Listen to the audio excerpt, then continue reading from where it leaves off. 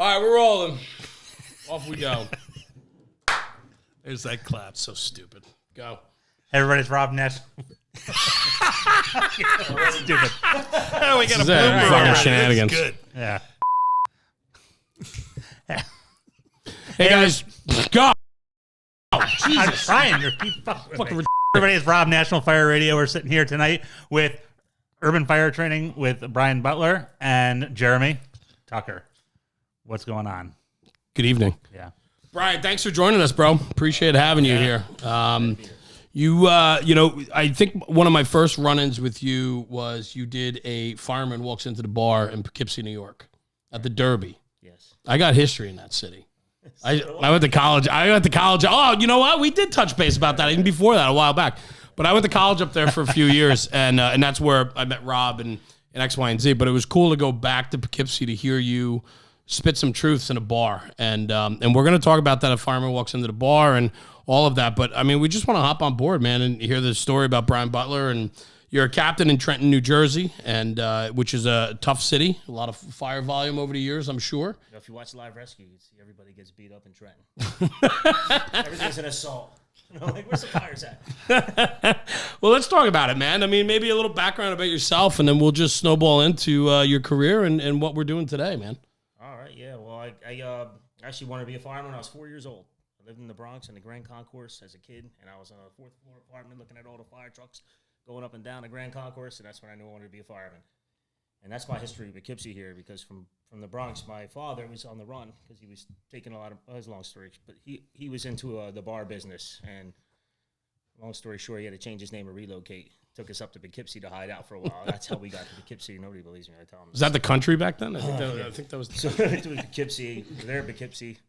He took off and went somewhere else, and then my mother was left up there by herself, so she had to stay up there for about 4 or 5 years, and then that's where when I lived in Poughkeepsie. And I wanted to be a Poughkeepsie fireman. Then from Poughkeepsie, we got brought back down by the Trenton area because my mother's sisters from Ireland all moved to that area, and that's how I winded up down there. So from there, I actually joined the volunteer service in 84. Okay. In 85 as a junior volunteer, tried it out, but then I had to go live with my dad, which I haven't seen. You know, I haven't lived with my dad my whole entire life. Here I am, and almost 14 years old. I got to go live with my dad. Didn't work out so well. Didn't like my life at the time, so I joined the military. I went to the Marine Corps when I was like 18 years old. So I took a break from the fire service for years, and then I came back. When I got out of the military, I moved back up to the Bronx, took some fire tests, police tests, winded up getting a job at Jersey State Prison so I can get back down there, and I loved it. I worked at the county jail first, then the Trenton State Prison. And while working at the prison, I'm seeing columns like every day, and I'm like, this city burns. I want to be a fireman here. So I seen the green trucks flying down the street, and I'm like, oh, I'm gonna come down here. I took the test in Trenton, became a Trenton fireman. So as much as I miss working at the prison, I loved working at the state prison, maximum security, good pay. Never seen money like that in my life. But the fire department opportunity came up, and I jumped all over it. That's fantastic. And what year? How long you been on the job now? 23 years now. 23 years. Yeah.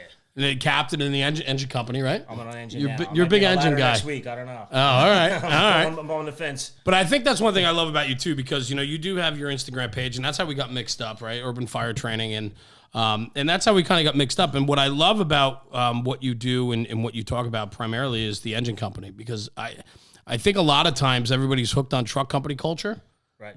and the engine is like the redheaded stepchild these days, and I don't think it needs to be, and I don't think it should be. I got something for the truck guys. You know, Of course. Engine guys get to do a lot of truck work. The truck guys really don't get to do a lot of engine work. So, when you first do and you pull up at a truck company to fire, you only got a water can. If I pull up with 500 gallons in my tank as an engine, I got forcible entry tools and a ladder, so I can do a little bit more than I can. Somebody's got to kill the beast. I'd like to take care of all of it before they get there, if possible. 'Cause I'm a greedy And there's more of motherfucker. it, right? I say I'm a greedy motherfucker, man. I like a single house where I got 3 or 4 minutes by myself. I worked in a triple house, and it was terrible. I hated it. It was like a parade going everywhere. So, I really would have their dedicated job to do. But now it's like, at a single house. Now I might go back to a truck. I did almost 8 years on a truck company, and it's been almost 16 on an engine. I like to move around a lot. I've been transferred like 15 or 16 times in my career. I've been on 4 ladders, all 8 engines. I've been on every truck in the city, including the one that closed down. I've been on every engine company. Some of the places I've been back to twice. But this way you know everybody, too. This guy's been on one apparatus their whole career, and that's great. I just like to move around. I think it just makes you more well-rounded. Yeah. You know, instead of being really, really good at one truck, I'm just like kind of shitty Leo, get it here, a little bit here, a little bit there. I'll get to an engine company and go, oh, fuck, what kind of truck is this again? I forgot because I haven't been here in 6 years. Yeah. But I've been back to some companies twice, you know, so it's, you know, Well, I I just think like to move around. I used to, it was for punishment reasons when I was younger. They constantly punished me, these jerk-offs. But now I like it. I like moving around. It actually benefited me that I was working on the east side of the city one day on an engine and the south side on the truck the next day. And I would just keep, you know, I would just call up the chief and be like, yo, this is years ago. So not to the new chiefs. They're actually pretty cool. I would just go, hey, you know, it's not my ship out month. I was shipped out all March, TA to another company, and it's not my turn. It's this guy's turn. And just for asking, they were like, well, fuck you, you're permanent ship out now. And they would make me permanent ship out. So I'd probably live out of my car most of my time. And then fucking 3 months later, they transferred me to another house just because, you know, they just didn't like me or whatever. So I got moved around. But sometimes little did they know I love this shit. You know? Sometimes it's good to be a journeyman, though. Because, you Well, get to know everybody. I think in your program it really comes out because, like, when we, you know, I don't want to jump ahead, but like, fireman walks in the bar and you're giving your lecture, and you can tell that you've had that well-rounded experience. And I think that, like, you're one of the people who embrace it, where most people, especially new guys in the career in cities that they have relief work or whatever, where you're shifting around, the guys are like kind of treating that as a bad thing. But you there's a bunch of things that you embraced, which I thought it was great because it spun the conversation in the fire service and it made it into a positive, and I think that's awesome. And I would encourage young guys to, if you can move around. Because 20 years, when you have 20 years on the fire department, you can look back and say, I've been on the first do truck company and did a primary search. I removed a victim. I open a roof. I forced doors. I pulled line. I've pumped at a fire. You know, you've done all those tasks. And if you've been in a truck company 20 years, you know, you haven't stretched a line into a basement. You haven't stretched a line into an apartment building that was rocking on a high rise. You know what I mean? So you miss out on all that stuff. Yeah. So if you've done even 5 years, if I haven't cut a roof in 5 years, you ask me to go cut one, I'll cut it with no problem. It's not an issue to me. So if you keep moving guys around, you get that training and that experience. I think it is better. You know and when you know the engine, which is great, especially if you're a pump operator. If you've been on a truck before and then you go to an engine, you're very courteous when it comes to apparatus placement because you're feeling the engine, the ladder behind you. Yep. You know where they need to set up. Sure. And if you have, like I say, a top floor job or even a second floor is going to the third and you're on the engine, while you're pulling up, you're thinking ladder shit too, because you're going to give him the spot where he can line his turntable up maybe to get to that attic window or to that roof. And that you're going to set your placement on that instead of just giving him the building and driving past it. So I think it's also makes you watch out where the potholes are. If you're a tillerman, you should all tiller first. Hit the potholes, know how backbreaking it is for the guy, and you'll understand when you move up front to go slow. You live in a city with potholes. That's it. That's it. Makes you more well-rounded, that's all. I think you're absolutely right. Well-rounded is hugely important because I think too often people get sidetracked or narrowed down into a single discipline, and they lose track of all the other functions and what has to happen because all of it's simultaneous.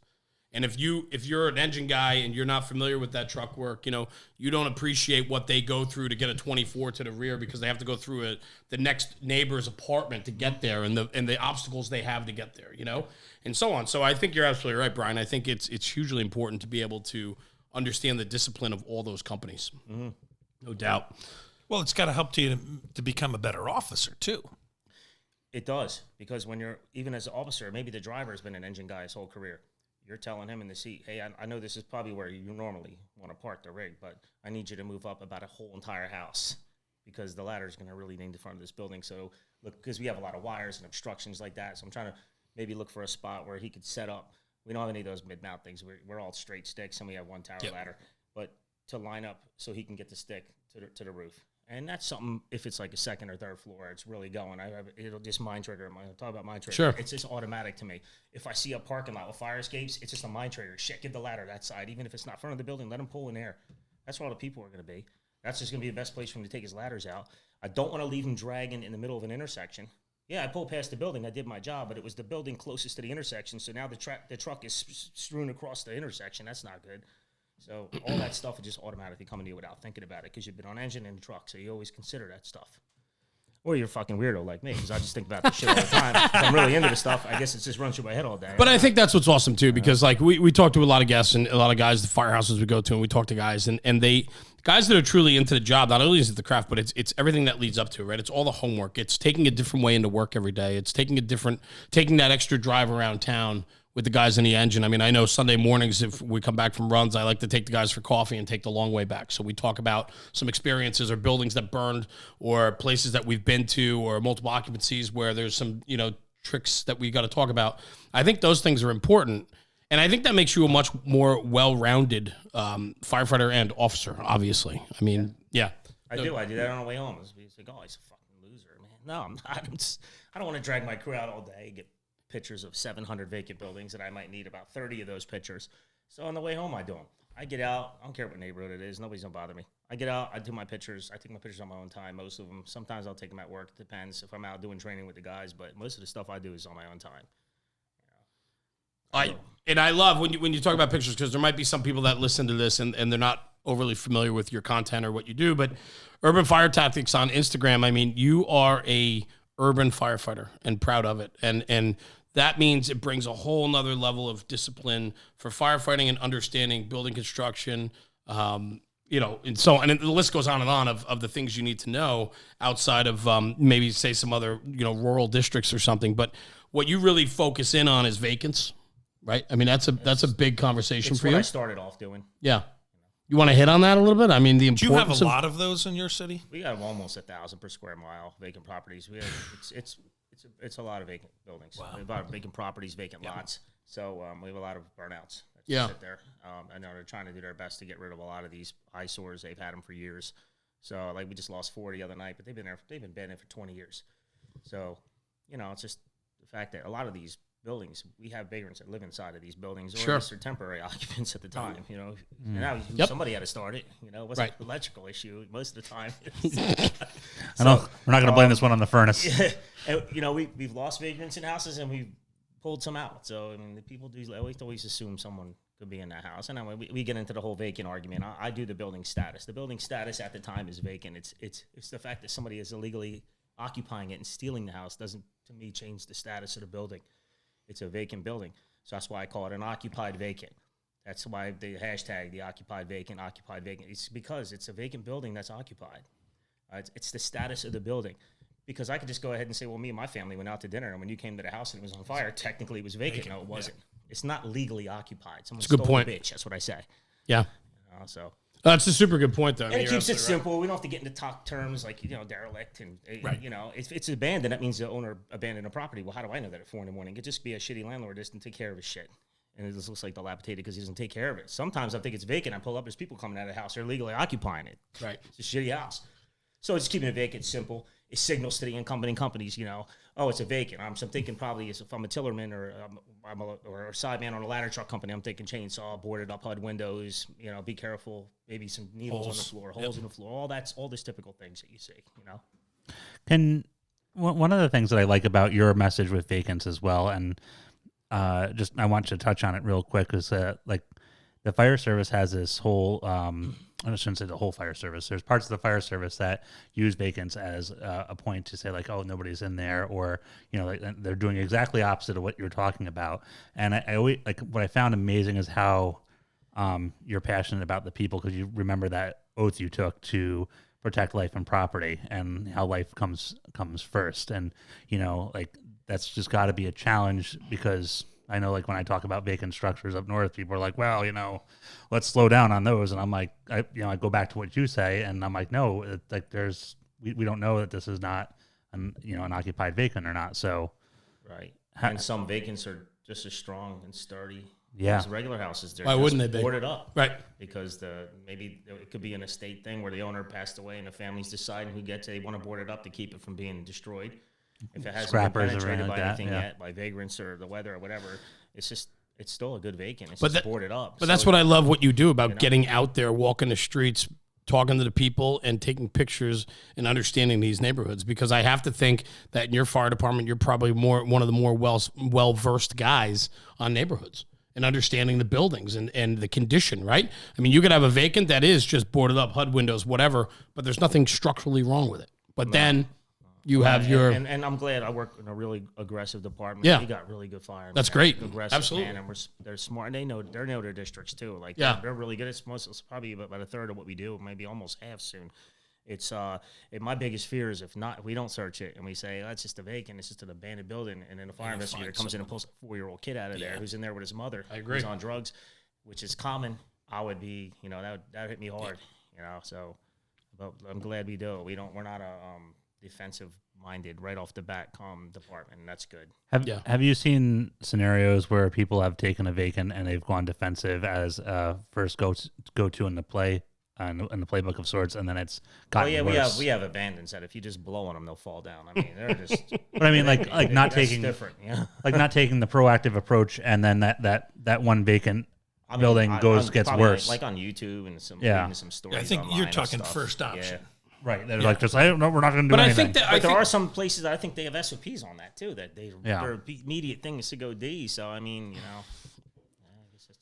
they do. Well, and that's it, right? It's that mindset and it's understanding. I mean, I think, Detroit with their miles and miles of abandoned buildings, I mean, they're told to let them burn once they're involved.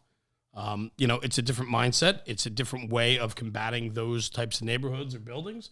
I don't know if it's right or wrong or indifferent. I don't know. Well, my thing is that once you clear the search, correct. You clear the life hazard. Absolutely. I don't have a problem letting it burn in Detroit because most of the ones in Detroit that burn are singles. There's no exposure issues. Right. You can't let a middle of the road burn because there you go. three vacants might have 4 occupied right down the street. You don't want people to lose their shit because you let the whole road go and it got in a cockloft and started going this way, and you're like, so you got to put the vacant out to prevent the exposures on each side that are occupied.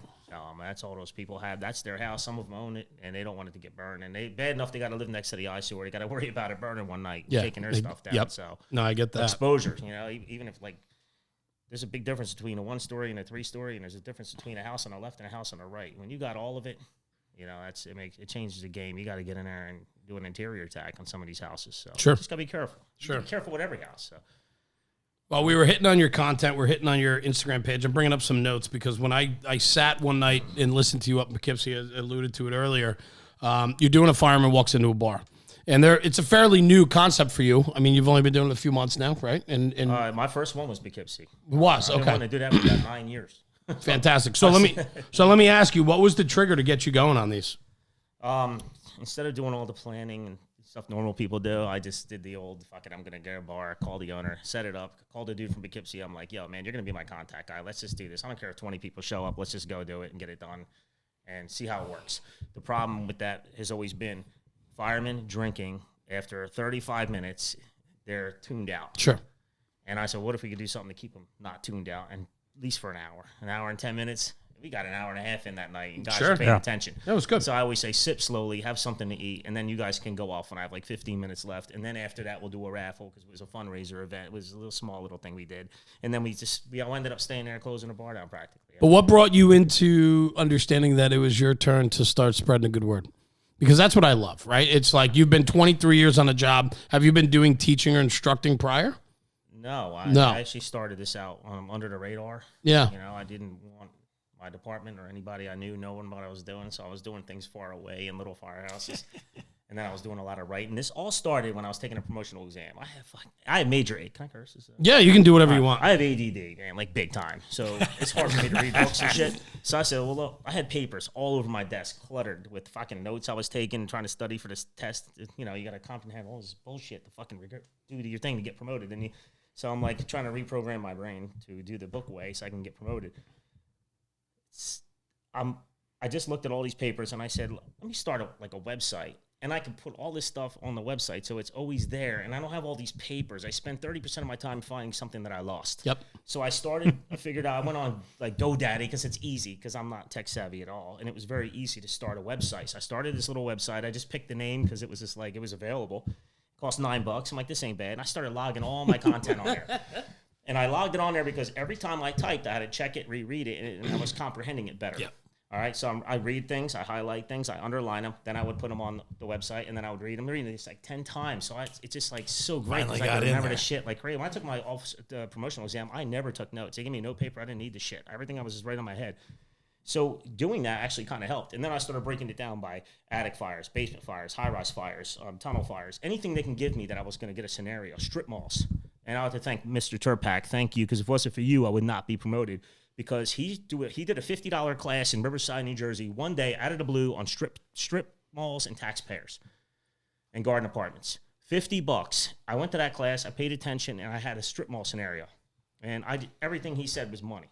So that was awesome. I aced that with I all love fives. that. $50. That was it. So I would say he got me promoted for $50. So It's a lot cheaper than most guys pay. So I chopped this thing up. I loaded it. I was doing car fires, truck fires, natural gas. I had all these scenarios. I pretty much built a nice little website. Got after the test was over and promoted, I just let it sit for a while, and then I winded up erasing all that shit and putting the stuff that you can kind of do in the real world. Yep. So I was going to eliminate all the stuff that's like, by the book kind of stuff. And I started just doing street stuff. Most of it's not in the book. So I started being a little more creative with my scenario, with my writing. And then from writing, I didn't say criticize, but I had a problem with a couple of the magazines that were recently, not a lot of people read them as much as they used to. When I first came on the job, you could see these magazines laying all over the place. We talk about it all the time. Internet. Yep. I said, you got to get back to fire shit. I went through the whole magazine. I seen Tech Rescue. I seen Cancer, Fitness, and I don't know, like Identity. Yeah, and the rest are advertisements. Clean Cab, Decon, and I'm going through all this stuff, and I'm going, where's the fire shit, stuff, man? So and I'm glad because I was out at FDIC. This was a bar conversation, and I was talking to one of the guys on the board, and he said, well, write an article. So I wrote 8, and they all got published. So I'm glad they listened. They listened to their the people that liked that magazine and read it. Yeah. And we just need some more urban fire on there, like some city fire department stuff what we deal with, because not everybody does this stuff. We're going to skip the articles on tankers and things like that. Put some more fire stuff in there. So, I mean, they've been great because every article I've written, they've never asked me to edit a lot of things out of it, which is good. I was afraid of. Yeah. Because maybe some of this stuff might hurt somebody's feelings. They both of them have been great. So that's good. But then how did you get to where you are now? How did you find social, right? Because a website's one thing. Well, that's why I couldn't keep quiet anymore, is because it costs a lot of money if you be quiet. You can't get on social media. So once you get on social media, everybody knows. That's right. Right. So, I was like, well, I have to go on social media because, just going to pay for an ad costs a lot of money. Social media is free. I can get on Pick Collage and make a banner. It cost me $150 to make, and it would cost me less of the driving time, less of the talking on the phone time. Let me check the proof. I need a designer. I got to go to print. I got to drive around and hand these things out. I can make an app. I could be taking a dump and make an app on freaking banner on Pick Collage in 10 minutes, and then put it right up on Instagram. And you got 5,000-6,000 followers reading that. So it's the social media thing. I liked it. I've seen a good side of social media, and I see a bad side of social media. As long as I think you use it right, it could be a good thing. Oh, I get it completely. I mean, including learning. This is where we are, right? I mean, this is what we do, and we do a lot of content, and I understand the upside of all of that, and that's why we got into what we did, because too often the traditional media, traditional print, is just not being heard anymore, and the next generation is not following the publications. They don't read magazines. It's become a different game. Until the 80s, we really didn't have anybody that went out there and taught unless you went to these giant conferences. The only way you learned is from those magazines or from other people that were in your company. And now, the small guy can go out there and teach us this little thing that, wow, I never thought of that before. And you might not want to do it their way. But I think where Brian's hitting on, though, and I agree 1,000%, is that, one, social media is free. Two, it gets you that community involvement right away. It gets you fired. It gets you divorced. It can do a lot of things. It sure can. It sure can. Absolutely. I think there should be a federal law. No one should get fired for social media. So this way, there's no selective enforcement. It's done. It's over. Tough. That's the way it should be. Yeah. Because even if people say the craziest, most outlandish stuff, and I disagree with it totally, I'm a freedom of speech guy all the way. Yep. And I don't care if I disagree or not. To me, you're just letting me know who you are. That's great. You're just giving me that information for free. I don't see the whole selective enforcement bothers me. So that kind of stuff sucks about social media. But like I said, I tell guys you can learn a lot in social media if you follow the right people. Correct. You can learn a lot. And I don't like reading off the phone. I'm a still guy. I'm almost sitting on the couch. I'll see something I want to read, and instead of reading it, I'll hit print. Wireless printer. I know how to use one now. It goes to my printer and print it out, and I actually sit there and I'll read the paper. Yeah. I still read magazines. I don't like reading it online. My eyes hurt. I think what you hit on too before, which was pretty awesome, was the fact that once you make that conscious decision to go to social, you can't hide anymore. It's hard. It's hard, right? Yeah. And so now you have to subscribe to and believe in what you're putting out. But what I love about that is it adds to the credibility of the content that's coming out. right? Because like I know for what we do is I'll never put out content that I can't stand behind. That's why I don't talk about urban firefighting. I'm not an urban firefighter. I don't talk about vacants because I don't go to a lot of vacant fires, right? So like you stay in your lane, and when you have to be on point to answer for the content you put out, that's when credibility becomes important. And that's what I think today in social is vetting those pages, right? Because we always talk about guys that were in fire engineering and firehouse and even fire rescue. Those guys were kind of vetted, right? They were guys that have a history, a solid pedigree, and allows them to write an article to teach others. Nowadays, any hand job off the street could say they're an expert in something, throw it out there. We were just talking about that earlier, right? And you could throw it out there, and you like to think that like, oh, that guy must know what he's talking about because it's instant gratification. It's instant. I read it here. Must be true. That would be stolen valor, right? Yeah. Stolen valor, the fire service. I'll defend their freedom to do that, though. I mean, my thing is, yeah, there could be a guy with 2 years who's never had a fire, and he could write about the world. To me, good for him. You have to have better judgment as a fireman to know what you're reading. I mean, I could be wrong once in a while. I'm pretty sure I'm 95% right. We're all wrong every once in a while, but you know, I might have messed up something in a print one time. I don't know. Mentioned the wrong size diameter of a fucking hose or something minor like that. You know, we all make mistakes, and if somebody's trying to be fraudulent, I mean, if people want to read it, let them read it. I wonder sometimes though, Brian. Like I worry that like the small department in rural America is going to read that article, and it is going to it's going to be well written, but it's the actual content of it isn't actually well thought out, and it's going to in that one fire they run that year, they're going to be like, oh, this article told me to do this. Yeah, but that could happen to me. You know, I mean, you take my advice. My thing, I look at it like, you know, with line of duty deaths, they always try to find blame. You know, these are the best firemen. Most of these guys that are dying on line of duty are good firemen. They know their shit. It was just the day they went on that particular shift at that time, at that position, they had that job that went in and did something they could not control. They weren't recklessly irresponsible. It wasn't because they didn't hang their fucking tags on a board and didn't do a proper 360. That's all bullshit. It's all blame. It's just to be justifying another report. All right, so you take the good from the reports, and then I take the bullshit with the reports. But the thing is, those guys were good firemen. If you notice, all these guys are these good, aggressive firemen, smart firemen. They knew their shit. Like, you look at that Harlem fire, right? I mean, that was a bad fire. And that guy's job was interior attack. They had a cellar fire. You look at all these fires, these guys fall through the basement. They're doing their job. They're going to the fire to put it out. It's just that you can go 25 years, your entire career, being a sidewalk dweller, and nothing will ever happen to you. that's right. Or you could be 25 years on the job. You won't have to be the best fireman in the world, and you'll be lucky, and you'll make it the whole way through. Some guys just aren't lucky. They have that bad shit happens to them. That particular would have happened to all of us. So that's the way I look at it. Well, a lot of it's circumstance, right? If you're doing your job correctly, you're inherently putting yourself at risk. That's just fact, right? It's a dangerous job. It's what we do. To me, anybody that goes into a burning building, they're dying a line of duty during interior operations. The fact that they were in there, inside, during a fire in that environment, to me, I have much respect for them. They're doing their job. Because you could easily just stand outside and fake the funk. You know, I was doing a 360. I'll be back in 5 minutes, you know, and you don't want to go in there. And you'll last your whole career. Yeah. Yeah. So we were getting back to the first time we met, right? I made a list, and I remember talking to you afterwards, right? Look, I still have it from Poughkeepsie. Taking notes? I don't take notes. I don't. It's all mental. But what's really cool, I want to read down this list because I think this to me, because I remember talking to you after the fact, and I said, man, you said a couple things that really made my mind trigger. The way my mind works is like I latch on to things that I think are something that we can create and make bigger, right?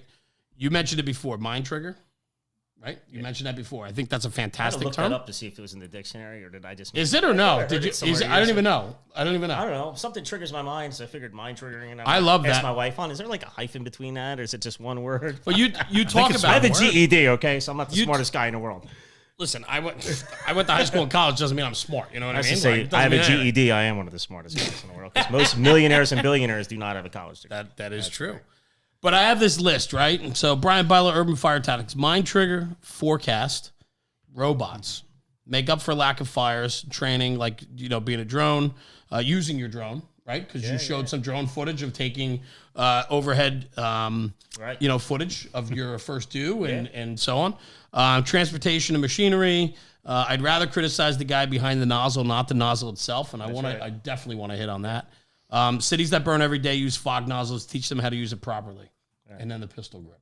Right, okay. Those are things that you talked about. And I for me, I get, we hear a lot of content. We talk to a lot of people. We're in a lot of firehouses. We go to a lot of seminars. We go to a lot of training events. And some of those things that you hit on is outside of the norm of the circuit, which is what I love about that, right? There's really not a lot of people talking the difference. Everybody's smooth bore, 110% smooth bore. And what Rob hit on before is you get those kids in that rural town that don't understand how to use their nozzle. They might not have the ability to have smooth bores, or they don't understand why they need one, but it's being drilled down their throat by social media that everybody's telling them it's 7/8, 15/16. Like, make a decision, but it's got to be smooth bore.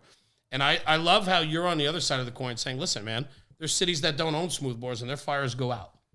Yeah, right? Yeah. I think those are conversations that need to be had. I wouldn't knock what they do. I think what they do is great. That's great. We should know as much as we all know about all the nozzles and all the sizes and all that stuff. I'm totally for that. I mean, I told you, Thanksgiving morning, you could actually hear me. You go, grab a smooth bore. I said, oh, my followers aren't going to like that. It's just for that fire. I could look at it and just tell I want a smooth bore. And right. Other times I don't care. Sometimes I don't have to tell the nozzleman nothing. He knows what he's doing. Others, maybe I'm not so sure. I'll tell him what to grab. So, I'm not against him. But I think that goes with I'd rather criticize the guy behind the nozzle than not the nozzle itself. And that always tends to lend itself back to... You can put a nozzle on a 4-inch and give me 1,000 gallons a minute. If the fucking thing ain't getting to the fire, it's useless. I agree. Give me a garden hose with a badass nozzleman. He'll do much more damage than that 500 gallon a minute will do. But I think... Set up a deck gun at the door if you want. Where I'm going with that is it all comes down to accountability. Mm-hmm. Well, let's talk about... on my triggering real quick. It's just a way Yeah. It's just... it's certain things that, to me, and this is just me, like maybe it's my ADD, but it's just a way for me to remember things.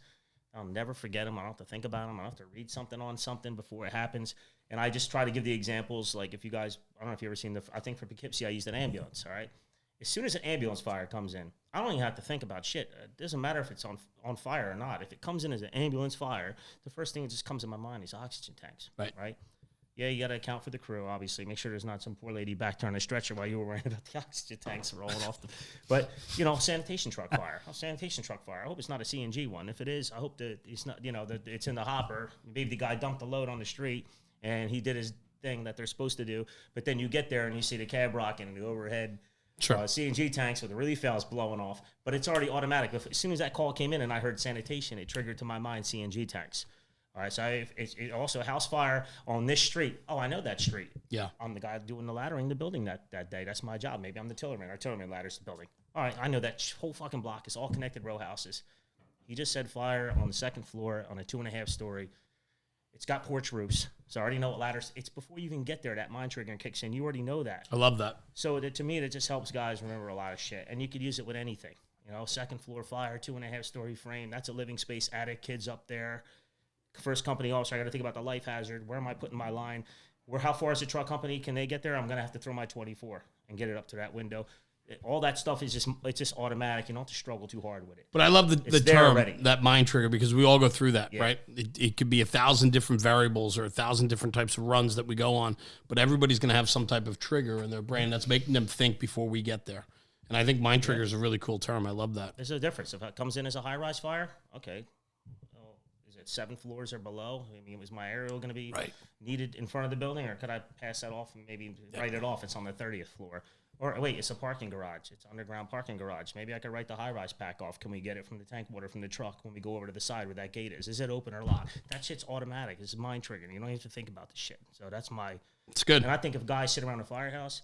Just cut 1 hour of TV. You can still watch. I watch fucking ID channel, all that shit, man. But I also do my mind triggering every day. It's live PD. The last day I retire. Playing in every firehouse is live PD. It's easy. Right? You just sit there during the commercials. Just think of a scenario. It'll always be with you, So. No, that's good, man. I liked your message, like, use the tank water as well. Like, was, because it just was one of the things where I'm like, who's not using their tank water? And you're like, and you gave an example of people. I took a beating with the tank water when I first started pushing that online. Facebook's always get a beating. Instagram, I think, has smarter guys because they don't fight. I agree. I don't fight or argue as much. Facebook, you put one thing up, everybody's the best fireman in the world. They're criticizing you from all over the country, and it's like, wow, it blows up. And I put the tank water on, and this one guy, I don't know who he was, but he was just like, that's real stupid. Bro. You brought the point home to saying, listen, if it's my wife and kids in there, use a tank water. Give them like you're carrying it around Yeah. for a reason. Like Right. start the fight. Like Tank and water's not for rehab. It's not to make the truck heavier, and it's not a backup plan. Yeah. It's to start fire attack. And how many times do you put a 5-inch, drag it 900 feet down the road to a fucking rancher that's on fire, and you hook it up, you never even use it. And I always say, if you can't put out 4 rooms in a hallway with 500 gallons of water, take the line from Stevie Wonder and give it to somebody else, because you suck. All right? It's not that hard. Seb, cut that, please. That needs to be a clip. Thank you. I'm sorry. Right now. No, that's fantastic. No. Helen Cut it Keller? like- Oh, I can't say that. You can all you want. Can't say that one. Absolutely. You're not hurting my feelings. Actually, I think Stevie Wonder would probably do a really good job. Because if he probably could do what would. he does with music blind, imagine what he could do with a Nozzle That's inside of a house. very true. With zero visibility anyway. The guy's probably money, so maybe I should use somebody else for that. But, I'm just saying. I don't know. That's But, fantastic. I don't say that for a factory, like the paper towel joint that went up here. I'm not going to say, hey, lead off with tank water. That's dumb. And that's what people do is they see that comment and they just take it out. They don't read the comment. It says single family dwelling, man. I don't even say attached exposures. It's a single. There's a single. It's a house. It's 3 a.m. You should pull up and there's fire blowing out of one window, 2 windows. It doesn't matter. Nobody's meeting you out front in their robes. The Brady Bunch ain't standing out there with their fucking minivan. There's nobody there. You have to assume, and that's when you just say fuck 2 and 2 out because nobody's there. I suspect there's a life hazard. Absolutely. And now I can go in It's with an imminent hazard. Absolutely. So, think about that shit, and think about if it was your kid. And I think about the respirations. All right, I really what hits me on this job is kids. I hate seeing kids dying in fire through no fault of their own, whether it's ignorant parents or an accident or whatever it was. Because they didn't have whatever it was. They were used space heaters, whatever the issue was, next to curtains. I don't get that. But go inside and try to save them because they don't know how to hold their breath. They don't know how to hide and escape. They hide. They don't know how to escape, find an escape route, get to a window, hold their breath. And you think, 50, 60 respirations a minute these kids are taking in. And I think every second counts, not every minute. And I'm thank you for East Coast Fire Tactics in Florida who got my back every Good time dudes, I got man. jumped online. Good dudes. Because they understand the tank water concept, and so do a lot of others. And even I believe UL's catching on with some stuff now, and I'm glad they are and I'm glad my city does it because it works pretty much most of the year. Obviously, you can start out with tank water and still run out, but you've knocked down so much fire already that wouldn't have been knocked down if That's you right. waited for a You got to supply start. You bought seconds. Yep. Right, and they said, what about rural areas? And I'm thinking, well, I don't know. I won't speak on rural areas. I don't work in rural areas. I'll assume you probably lose the whole house in every rural area fire because the response time is so long. I don't know. In suburban areas, I'm kind of on the fence. I see suburban areas that have hydrants every 2 blocks, and you have 750 to 1,000 gallons of tank water. That could put out an entire colonial or split level or a Cape Cod or whatever you have in that neighborhood. You could put the whole house out with that. And if you haven't put that house out with 750 gallons a minute, what do you think the chances are of anybody who's living in that house, or you're going to save the house? Right. If you splash 750, do it splashing it the right way, like not just flowing it into the basement and wasting it. Right. Fill in the basement. It's not. You're not flowing continuously. You're hit and move. You're the right stream in the right place, and you're doing the job correctly. 500 gallons of water lasts you several minutes and can knock down a ton of fire. So if you haven't done and haven't knocked the fire down completely or put it out, you can knock it down. Searched and found anybody. What are the chances of survival by then? All right, I'm not going to say 0, but it's pretty low. So I always see lead off tank water for house fires. Yeah. That's all. Well, I that one, and then there was the the pistol grip stuff. I loved because the photo that you had of We're good. No worries. the bodega, and you were like, hey, these are incidents where the book will tell you to pull a 2.5 inch, but and then you had a picture of the inside. Yeah. Post fire, and you're like, how are you getting a 2.5 down this hall, these aisles with all this merchandise stacked up? And it just for me, I know I was like, holy, he's right, and it's been beating my head on this particular assignment. Or if you show up to this, pull this 2.5, and then, I just like I said, it was just I just wanted to touch on that because I think everyone gets into that debate. Yeah, it's my thing is, are you looking for the fire? Is it in your face when you show? That all matters. I know the size of the building matters too, but my thing is, you have a small commercial building. You're kind of familiar with those from where you work. We all know we've been in 100 bodegas in my life. I know bodegas like the back of my hand. I know where the cellar doors are, most of them, where they take their stock in. I know most of them have roll downs at nighttime. But you already know going to bodega, your shoulders will hit the Goya on the right and the Raymond's on the left when you're trying to walk down the aisle. All right, try dragging a fucking 2.5 Seb, there's hose another line. one, Seb. So you get heavy fire blowing out the roll, behind the roll. That's different. You got heavy fire behind the roll downs. It's shit's bad about to happen. Or you might have blown out of the show window. Like where I work, we had a tattoo shop, heavy fire coming out of the window. That's easy. Now you can 2.5 for that and knock that down. All right, but if it's smoke showing in a small commercial building, like I'm talking about, like I always joke around with the hair weave shop, because don't sleep on the hair weave shop. There's a lot of BTUs in there, right? But it's a small shop, but it's small, it's compartmentalized. And what's the difference between 2.5 and 1 3/4 with a smooth bore? So you smooth bore guys are gonna love me for this one, because you're getting 180 gallons a minute, whatever, with your 15, 16 to whatever. I'm not into the whole nerdy nozzle thing. I get it. I got guys I use for that. They know who they are. So you can knock down a lot of fire with that. And then I just look at it like dragging a big, heavy 2.5 inch. And some guys charge. We stretch dry to the fire. It's a difference if it's showing and blowing out the window, if you have to go look for it. When you have to go look for it, and I'm glad we had that fire that night, because it was my first night ever acting chief. And it was an hour into that we had that fire. And the guy that replaced me on the engine, he's a really good engine officer. Real good fireman. He's very knowledgeable. He's had a lot of jobs. He's experienced. He was on the engine that night, because I was kind of jealous, because he was on the engine. I'm like, shit. Yeah, right. But he got the fire, 1 3/4 smoothbore, and then came out and we were talking about it. And I'm glad you did. That was a good move, because look at that place. We went inside, and that's when I grabbed the pictures. I'm going to show you. Just like, I'm glad, because I'm doing this now. With the first 18 years of my career, I never took pictures or anything. I don't even have crew shots. I have like 15 crews, but it was perfect, because it shows you how difficult that would be. It would be caught up everywhere. You wouldn't even reach. We stretched dry to the fire. We could charge it halfway if you kind of know it's close. I'm all right with all that stuff. So big difference. It's 2.5 in a Home Depot at 3 a.m. Yeah, you want to go big lines, but just don't try to brainwash the younger kids that every single building that is technically a commercial building has to be a 2.5. Teach them to think outside a little bit. It might only be a small fire in that store also, But that's why I'm enjoying it's it's a fire in McDonald's, but it's in the bathroom and it's confined. Right. 2.5 inch in there, you know what I mean? Yeah, but this is what I enjoy about this. This is real conversation. And too often the real conversations aren't happening, or people aren't willing to share those real conversations. And what you've talked about tonight, is backed up by experience and understanding and tried and true methodology. And I think that's important, because we have to be sure that the people we're listening to and the people that are out there putting out the content, they have to have that ability to back it up. And I think that's so important. Mm-hmm. Yeah. So, I always try to, you don't want to be short either. You don't want to pull the 1 3/4 and go, shit, I should have pulled the 2.5. So, but knowing buildings and knowing, I always say no constructions, but no models.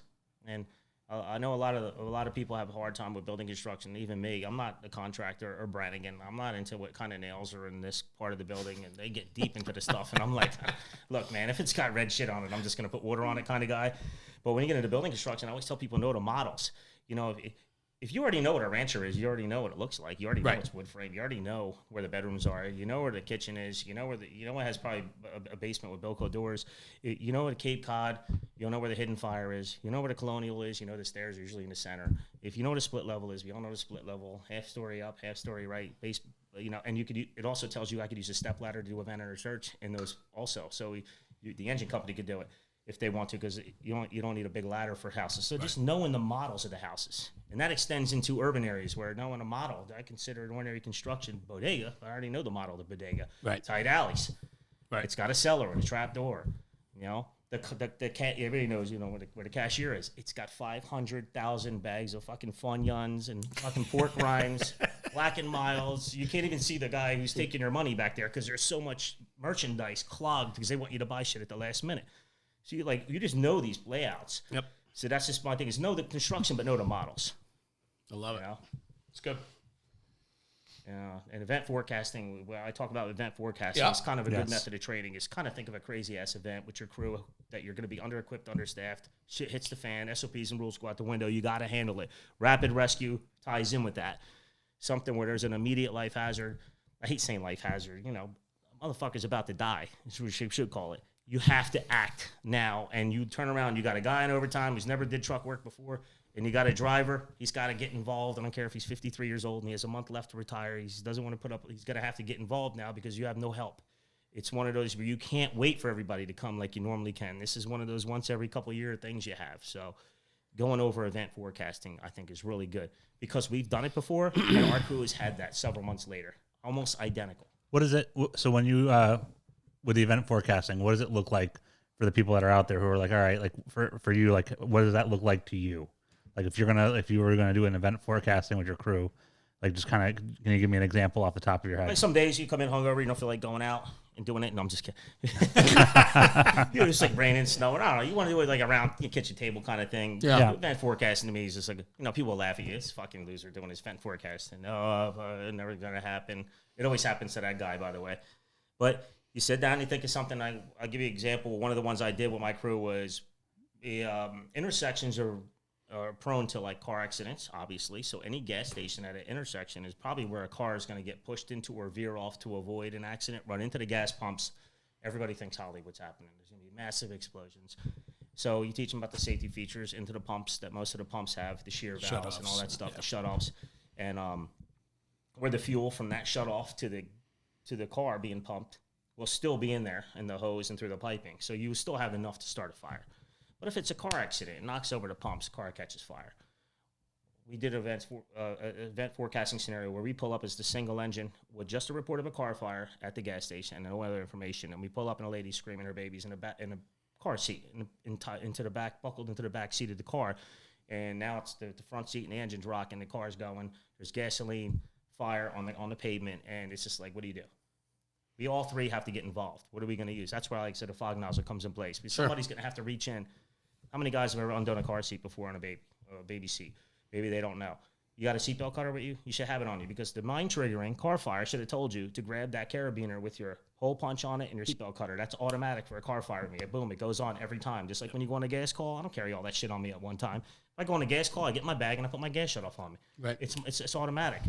So the other guys, one guy's going to have to pull a line for protection, dry chem. The driver's going to have to set the line, but he's also going to have to come over and help. So we got to go over there and get the baby out of the window. Oh, now there's laminated windows on it. What do we do now? Now we can't. The whole punch is useless. So we got to chop the window out, get the keys from the mother's car, try anything to open the door. We go through all this just in case. If this ever happens, we don't have to stop and go start from the beginning. Right. So it's already kind of in our head, and that could translate into other scenarios. Because we had something similar 7 months later, except it wasn't at a gas station. It was on a street, and we actually did a scenario where the rescue and ladder company was out of service. So we couldn't use their extrication equipment because they're the only ones who had it. They were into another call 16 blocks away when this happened. So it was almost identical to this scenario, and I happened to have the same crew that day, so it worked out. Nice. Pretty good. Successful outcome. Yeah. We used a cop to stabilize the car. He was our strut. We didn't have one. Thank God I don't have that chief because he probably would have wrote me up. But Wow, not having a strut. But we had him. See, he's a big cop. Hold the car because we was on the heavy side of the car. Laminated windows, so striking the window was no good. Right. But from extrication training and being in junkyards a lot, and I always thank Tom Gavin from Paratech because we were in the junkyard one day and we were just chopping windshields, joking around with the flathead axe. Well, that's what we had to do that day to get the guy out. So all those little things actually may come back years later and matter. So the event forecasting could be anything. Yeah. What do you do if somebody's trapped on that 4th floor window but your ladder can't reach? What do you do? Take care of the shit at the kitchen table before you actually wind up having to do it at 4 in the morning when you're half out of bed and you're asleep and you go, oh, now what do I do? Wait for the ladder? No, everybody's fucking videotaping you now on cell phones. Yeah, You it's better do game something. time. Yeah. Put that ladder on top of that fucking car in the driveway. Have the driver charge a line. Have your nozzleman go in and put most fire as he can and get your ass back over there and foot the ladder on top of the car so the guy can get up to the window. Whatever you got to do. All right. I would always say if you're saving a life and you're technically breaking rules, you shouldn't get in trouble, but we've seen what happened in the last 24 hours. Talk about timing, huh? Holy crap. But, not to get into all that stuff, but, I'm just saying, I think most of the country, you're talking about a tiny little incident, tiny example of that. But that's that whole chatter around the kitchen table that we've been talking about that you kind of need to do. And that's why I defend freelancing, which I take a beating on freelancing, too. If you ever see my fire service explosive ordnance device specialist hashtag, because I'm clearing the minefield, so everybody else can say it after me without taking the beating that I just took. So see me with black eyes, because I support freelancing. I think they define the word wrong. I think the fire service is defining freelancing wrong as the irresponsible guy that just smashes every window, disappears, and doesn't do anything, whatever. I see the freelancer in a more positive definition as a guy who's taking initiative and getting shit done. Maybe nobody else is doing it. Maybe somebody's missing it. Maybe they're understaffed and they need this guy to do the job of 3 and he's doing it. And they say, well, just because he doesn't communicate it, If he doesn't communicate his actions to the chief, he's freelancing. Well, what the fuck they do in I the got 60s, a 70s, real and 80s hard- when not everybody Yeah, had a radio? I got a real hard time with that. I didn't have a radio when I got a first real got on hard a job. Neither did I. How do you go? Listen, even the busiest cities in the world with a 6-man truck company, everybody has their own job to do. Yeah, they're not Right? stupid. It's not right. Absolutely, I agree. I mean, I have a hard time with that whole freelancing conversation too. There's kids that are alive today because of freelancers. That's right. Right, so that I don't, and I'm not. And not only that, but you can't communicate every single act and action. What do you do when they have radio? They have no Right. radios. I never had a radio. The officer had a radio. It's outrageous. I get off when I was first at the academy. I got assigned to a ladder truck company, and thank God we had an arsonist down there. He was burning. We had a good amount of house fires down there. Where I got off the truck, and I had to have certain things I'd have to do. My captain might go this way. I'll go this way. He had the radio. I didn't have a radio. I never had to get up and go, Chief, I'm putting a ladder up because I'm going to take out the second floor window when they apply water.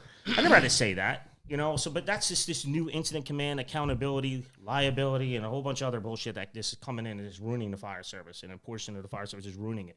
So, and you're starting to see it now, and like I said, it depends what department. Some departments are great, and other departments they cave to it. So it just depends, And you can't blame the guys, the grunts I call them, which is the urban army.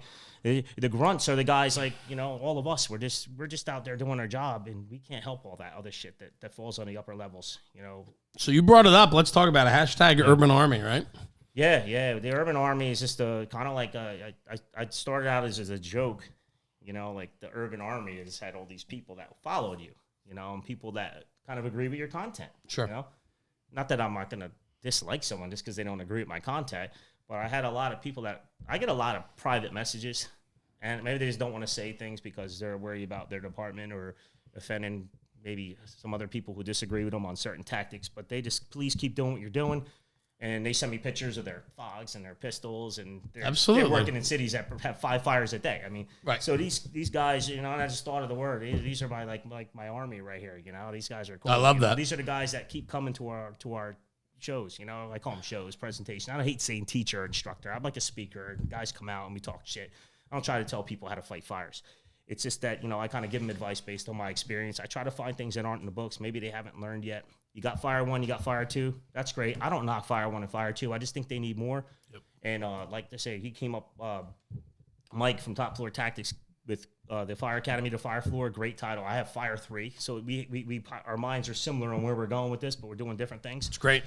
I don't know. I didn't know if there was a Fire 3 in the country. I had to check first, Yeah, there used to be. Then I'd have to call it Fire 4, but welcome to the real world. Now, this is how we do this for this, and this is how we do it. And you didn't learn this in the academy. You can't teach everybody in 12 months everything about this job. It's impossible. So I just try to help maybe the younger guys that are coming out, or new company officers, maybe haven't had a lot of experience. They got promoted. They're, so they can handle Murphy's Law when it shows up on the first 2 calls they get. Maybe they won't be so lucky to get mattress fires and car fires their first 2 or 3 times, So that's where that concept came from. And the urban army is just like Mike said, it's a movement. I love it. Of people that follow urban firemen, and it's suburban and rural firemen that could use the stuff that we use in the urban environment, sure. And they can use it there as long as they're allowed to. Sometimes they might not be allowed to. I think what you hit on too is the fact that people have to revert to DMing to talk to you to say, hey, keep it up because we enjoy what you do, but we can't take that stance, or we're not allowed to, or I'm afraid to because of what you said before, right? You say something on social media, you shouldn't be held liable, right? Like all those types of things, right? So their social media policies, right, what scares absolutely. them also, right, right, and I think that's such a downside of all of this and the fire service. The fire service is intimidated and afraid by what they don't know. And social media could be so good. And I think pages like yourself and Mickey with Top Floor and a bunch of the other guys, right? I think all those quality content pages bring so much more to the game than we've ever had before. And the policies, the social media policies, I've read a lot of them online. Everybody violates them every single time. They just log in. Of course, so it allows for selective enforcement and picking on certain guys. Right. And I don't like that. I just think it's a bad thing with that whole thing. We could learn so much from it if we use it properly. But You know, some guys, they can't really say, even what department they represent, they're not allowed to post pictures. We do that every time we have guests in and here it tonight. sucks because, are we allowed to talk about it? Are we not allowed to talk about it? Are you comfortable or are you not comfortable? And we have powerful people in the fire service that could be almost lobbyists for freedom of speech, and they actually cave. I see articles. Well, you shouldn't do it on social media. No, fuck that. Go out and defend the guys. Yeah. Don't write about what they shouldn't do. We can't do anything. Right. I mean, if I just log on, if I just check in at Engine 7 at 8 o'clock in the morning, I'm technically violating the social media policy. But we got guys who do it. You shouldn't bust their balls. So just check it in. They're into the job. They want to let everybody know, hey, I'm working today, and I want to fucking go to a fire. By the way, I don't want to work with anybody that doesn't want to go to a fire, by the way. That's another thing. You got a guy that doesn't want to get fired, get rid of him. Get rid of him.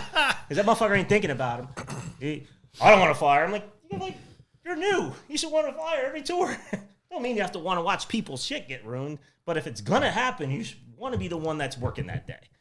That's the way I look at it. Nobody likes to see people lose their shit. I couldn't agree with you more. But I mean, that's how you stay sharp, man. That's what we signed. That's what we wanted this job for. We want to go to fires, man. You know. I don't understand. I'm a volunteer, right? I'm the volunteer fireman. 24 years in the volunteer firehouse. I didn't say EMS right? calls. I didn't say ambulance calls. And the thing is like I have new guys that miss fires, and then we're back in the firehouse the next day, and I'm like, "Where the hell were you last night?" He's like, "Oh, I wasn't feeling well. I turned off my pager. I wasn't listening, or I didn't feel well, so I didn't come out." I don't even know how to answer. I don't even know how to reply to that. I mean, it blows my mind because we don't always get to perform like we want to perform. I mean, we don't always get the opportunities. Yeah. We don't always get the game. Man, it's fucking game time. Right, it's game time. How do you say no to I that? look at it this way, like, you know, I can understand why.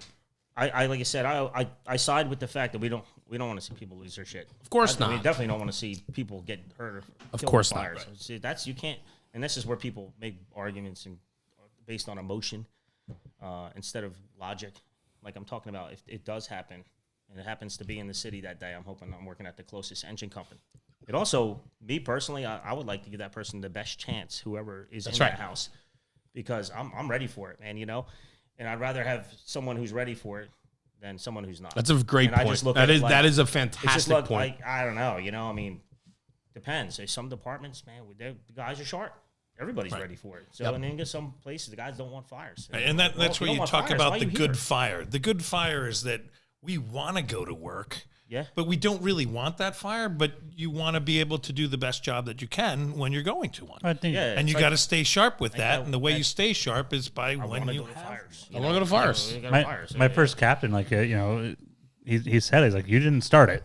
At least I hope not. Then we're gonna have a lot of problems, kid. And I was like, all right. But it's like, you know, you didn't start the fire, so like let's go have a good time and be good at what we do. And yeah, I even like car fires. I mean, I like car fires, especially nowadays. You know, the old car fires were, you know, there was a metal can with velour seats burning in the anytime you get to Dodge stretch the K line, car. I mean, you're doing what you want to do. Yeah. I mean, that's just there's no argument to that. There's no argument to that. But that's what sucks about being officers. You don't get the line anymore, and sometimes you just want to like yank it from the person. Yeah. You know, but you can't. Do you run a 4-man engine? 3. 3-man. Yeah. It's been 4. It's been 3. Back to 4. Now it's been 3 for a while. So I mean, I'm all right with it. You're still heavily involved, though. I mean, you're right there. I mean, you're not gonna. That guy's not stretching alone, no. Honestly, this is gonna like piss people off, but I don't really give a shit. I like a 3-man engine. The less, the better for me. I don't need 50 people showing up for a house fire. To be honest with you, I'm fine working with 3 or 4 or 5, whatever. I'm greedy. I just give me more shit to do. That's just the way I look at it. I'm not gonna complain about it. Well, I like it's nice to have a whole bunch of people on course. scene. They're all doing stuff. But, you know, with these understaffed departments, I got it. You want more, but in the meantime, let's talk about how we can do. You only need 6 people to put out a house fire, really. I mean, to get it knocked down. If everybody's on point. If you focus more on that instead of all these mandatory, mandated bullshit that everybody has to come, and it turns people off. The volunteers, they're down with people wanting to join. So you're showing up with less people, less trained people, less experience. This guy's not interior yet because he has 863 more hours of bullshit ICS he has to go through to get a certificate. I mean, all that stuff is just killing it. So you have to have 6 sharp guys on scene. You should be able to handle a house fire with an engine, 2 engines, and a ladder. But, you know, that's in a perfect world, you know what I mean? But me, I'm fine with it. I mean, I don't care if you give me a 2-man engine. I'm still going to do my job. So, of course, you know. I liked your aspect, like your perspective on having like the pick-headed axe, and as like your tool of choice, and then having video to like kind of back it up, and it kind of went to that whole versatility and like loving that 3-man engine. Like you were like, yeah, here's a door. I'm taking it. I don't have a Halligan bar, but look at, oh my God, the door came open, and I was like, yeah. I imagine that's common in a lot of places. If the first 2 engine shows up, you're your ladder might be 4 or 5 minutes away. I'm sure that the nozzleman and the engine officer is going to have to, hey, we got to force this door. We can't really wait. Of course. But if they're right behind you, that's great. You pass it off to them. That's their job. They'll do it. So every department is different, and that's why I look at the pick head only being on a single engine as an officer. It's a one-man job because always the nozzleman should be capable most of the time. Unless he has a real difficult stretch, I'll probably leave it in the cab, or I'll just take it with me and leave it on the porch or whatever, because we got to go maybe a couple hundred feet. It's going to be a difficult multifamily stretch. I'll help him out. I got to help him out. But if it's an easy one, put it on your shoulder, stand by, and I use the pick head. And residential doors are pretty easy. Yeah. I don't do the integrity of the door bullshit. All right, I got it. It's nice to do it. I don't have time for integrity of the door. I use it as a fucking battering ram, and it takes me between 2 and 10 shots, and I get 90% of them. If I don't, I look like an idiot. Now you'll hear me call for the Halligan. Yeah, the jam's fucked up. The frame's bent in. There's no integrity to the door. I just need the door open so I can go in. I'm not worried about a flow path blowing up on me. I just want to get into the fire and put it out. So that's just me personally. Like I just use it as a battering ram. Once in a while, I could take a risk, and I could take the Halligan and try the one-man Halligan, but I always just found from years of experimenting, I'm a big experimenter. I'll grab tools that are never used on the truck, and I'll see if I can remove something with them, especially at a commercial building. When it's an outside job, it's a perfect time to experiment. I want to find that's how you learn, is experimenting, trying out different tools. I've tried the flathead. I brought the Halligan with me. It's just the pick head seemed better, and it's really great for a lot of things, including when I'm done with the engine, putting the fire out, I don't come out and rehab. I like to go back to work. So I want to go open up in the attics and go, say you're looking for fire behind knee walls. That pick head act's great for that. Yeah. You could use that in an attic pretty much everywhere. Mm-hmm. I just like using it for around the windows, to trim, the sashes, I bash everything with it. It's a good escape tool. You could pry, pull, puncture. You could do so much shit with that thing. You could even take board ups off with that thing. So people just learn how to use it right. And it depends where you work. I have a lot of board ups. So I look at the board up, I size up the board up, I go, oh, it's one of them piece of shit ones. That's easy. Just slide the blade behind it and pop it off. Or, oh, fuck, it's a HUD. Probably going to need a saw, but in the meantime, I'm going to try to pull the 2x4 bracing off because it's rotted and old, and I use my pick head axe for that. If I can't do it, I don't give a shit. I'm an engine guy. I'm fire attack. I don't have a ladder, so they'll be here in a couple minutes, and then they can do it if I can't do it. So no, that's a good point. Absolutely. I don't take, look too deep into the stuff, Yeah. But that's what I like about it, right? Common sense approach is often being overlooked these days. Yeah. I don't care if I look like an idiot all the time. I was looking. Me too. Make me a YouTube video to get me more hits. I don't know. Look at that idiot. He up there trying to cut a hole. It took him like 20 minutes. Yeah. I didn't do roof construction too well. So let's talk about the pistol grip. Let's talk about the smooth bore versus fog nozzle. Let's talk about, I mentioned it before, accountability. Right? I mean, your quote was, I'd rather criticize the guy behind the nozzle and not the nozzle itself. I think we get too caught up on the practicality and not the application, or the application and not the practicality, I should say, right? Yeah. We need a good nozzle man. I don't care what nozzle he's using. We need a good nozzle man, and we need to train him, and we need to hold them accountable, right? You mind talking about that for a little bit? Because I know how passionate you are about that, and so on. And I just think you make some good points. Well, I mean, I've always, when I first got online, I seen a lot of the criticism on the fog. Everybody makes fun of the fog nozzles. I laugh at some of the shit. I ain't gonna lie, but of course, at the same time, like, hey, we've used the fog nozzles for house fires for years. I'm talking 2-3 rooms in a hallway lighting off, and we put it out with a fog nozzle every time. I've never seen a NIOSH report saying that the fog nozzle was to blame for this guy's death or losing the building. I never had a problem with it in my life. I mean, I've worked at some busy engine companies. I've had a lot of fucking nozzle time. Never had an issue with it. Fuck, I'll bring one to the basement. As a second line, especially a cellar, to hydraulically vent the cellar because it works. So take that one. Because 98% of the time, I don't need a second line in the basement. My first one's flowing just fine. And I want a smooth bore for the first line. I agree. So it depends whether you call it the second line or the backup line. That's where you can get in trouble with your language, because interpretation. Yep. But, even if I have the first and second line as my sewer, give me the hydraulic ventilation, because I only have one cellar window. I can't see shit. I think I knocked most of the fire down, but I'm not sure. 30 seconds later, that room is clear. And now I can see where the hidden fire is. Yep. I can see that fucking mattress in the renovated cellar that's still smoldering that I didn't see 5 minutes earlier because I couldn't clear that room. Right. So that's where I just kind of joke around. I like to push buttons a little bit, but the thing with the fog nozzle is, you don't want to use it, don't use it. There's times that I'll call for a smooth bore if I see heavy fire. If I have a feeling I need a smooth bore, I need a smooth bore. Just pick your weapon, man. If I have a good nozzle, I don't care what he grabs most of the time. He's usually going to put the fire out. So I think they can make too much of it. I know you can get more GPM, and this is not for high rises. Obviously, high rises, I'm a big smoothbore. You better have a smoothbore up there because you know how much shit's in that riser. Absolutely. It's going to get clogged, and you'll have to think about how many stories high you're up, the friction loss and all that. I'm all aboard for that, and I'm glad. This was shit you not in the 90s. We had a 1.5 inch single jacket hose with a fog nozzle on our high rise pack, right? 16th and 19th floor, fucking well-involved apartments as a nozzleman. I was so lucky to be shipped out to the engine that day. No issues with an 1.5 inch single jacket hose, 16th and 19th, 2 different fires with a fog nozzle. Now, I got lucky. I know I got lucky. Now we went to a little bit bigger of a hose, and we use smooth bores now. Right. And you should. So I'm not saying for that, but I'm saying for vapor suppression. Teach the young guys, don't cut off the handle and laugh at it and make fun. It's a piece of shit. Take them off the truck. You might need that one day. You might never use it 80%, 90% of the time, but teach the new guy when you might need to use that and pull it out. It's probably a better one. It's probably a better weapon for this particular incident. That's why I defend it. I don't defend it to tell you to use it in every fire. Exactly. I'm just defending it to let guys know when to use it. But we now have those breakaway nozzles instead of the automatic nozzles, so you can make that choice on the fly and take it and put it in your pocket, and then you have really both. And the great thing about that is, in the old days, you had to change, the pump operator had to control everything, and everything's changing because we went from this to that. Shut it down.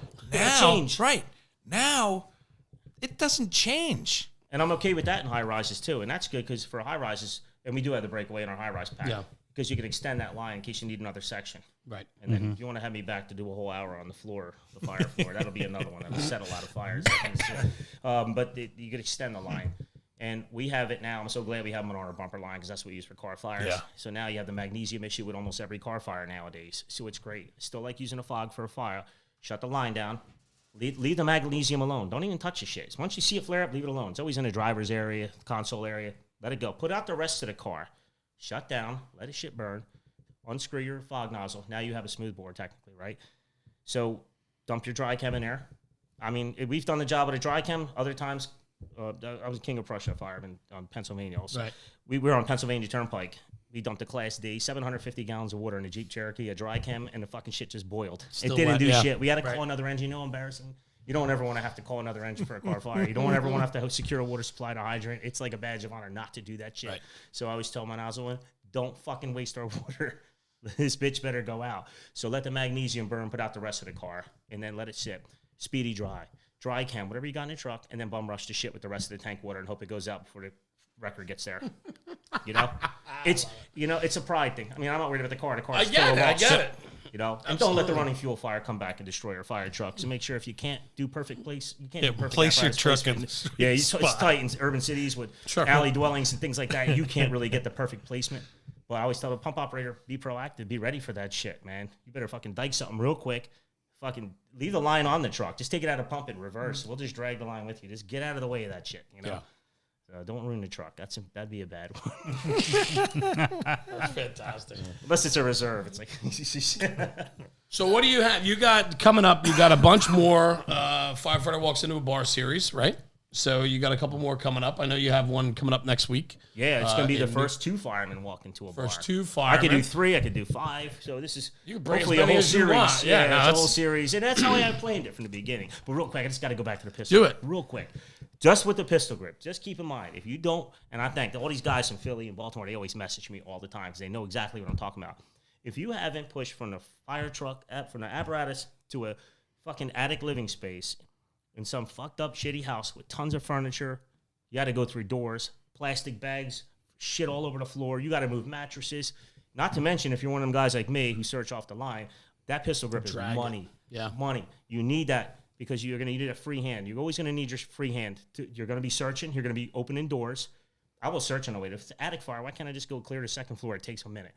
I want to know which way the door opens, check which way, if it's coming towards me, if it's going away from me. Oh, here's a desk I got to How about pulling Who puts a desk on the fucking landing? People put landing desks on. You got to move the shit. How about just pulling yourself through the room with all junk and shit, right? One hand pulling, the other one grabbing. I mean, And if you're on a ladder, like, you can use the pistol grip as a ladder. We stick our head out the second floor window. We take the pistol grip in one hand, and we start hitting the cornice underneath. Yeah. That's what we do, right?